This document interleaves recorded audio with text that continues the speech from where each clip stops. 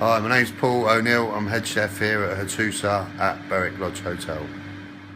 We're going to probably use 3 different knives for the dish, one for boning and one for a veg and then one to carve at the end. And I wouldn't obviously use my boning knife to carve it, so it is very important to have this knife to finish it off. So.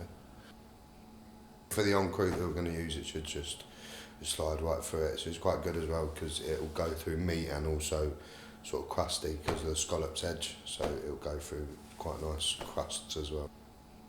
You don't want it to tear or rip anything like a lot of serrated knives can do, like for example like bread knives or anything like that. They'll sort of rip pastry or anything like that before cutting through it, so you just want it to slide through. A sharp knife is the most important thing in any chef's box, really, because if your knife's blunt, then a lot of what you're gonna do is gonna deteriorate the quality of what you're doing. Do you know what I mean? You don't want to be bruising vegetables or cutting meat the wrong way or squashing your fish instead of cutting it. Do you know what I mean? It's especially with skinning fish and stuff like that as well. It's I mean, the most important thing is to have a sharp knife.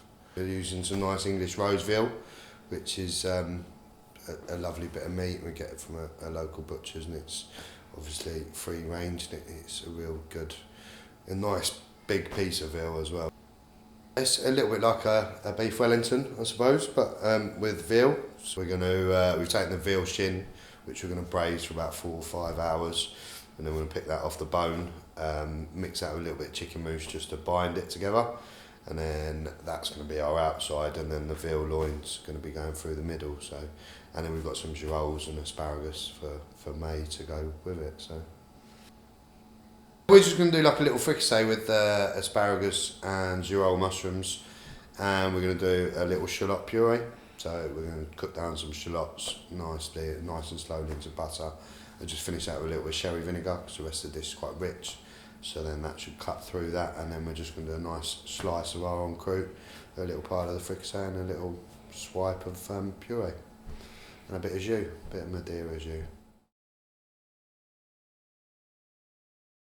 I was getting old, and I thought I might try, give it a go. You know, I was sort of working in country house hotels quite a lot, and I needed something to maybe give my career or make me feel like there was the quality of cooking there that could help me push on to bigger and better things, really, and the scholarship was a great opportunity to do that, I think.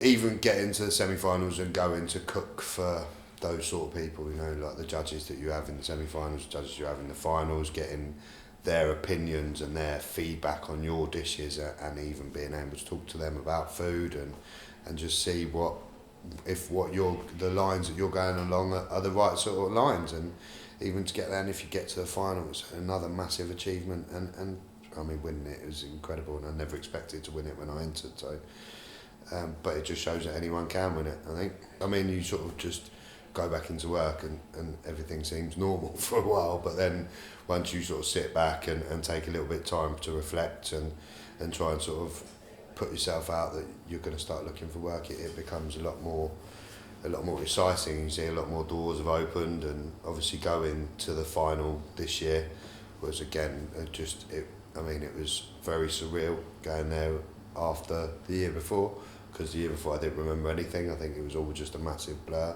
the final, so it all seemed it was nice to go back there and sort of reflect on what had happened and have those memories. So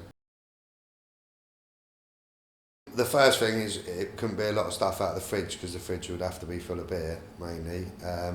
But like sticky ribs, I think, barbecue chicken wings, just sort of nachos and dips and things that people don't have to have a plate for, they can just pick up and eat. Probably a black pudding sausage roll, because I love a black pudding sausage roll.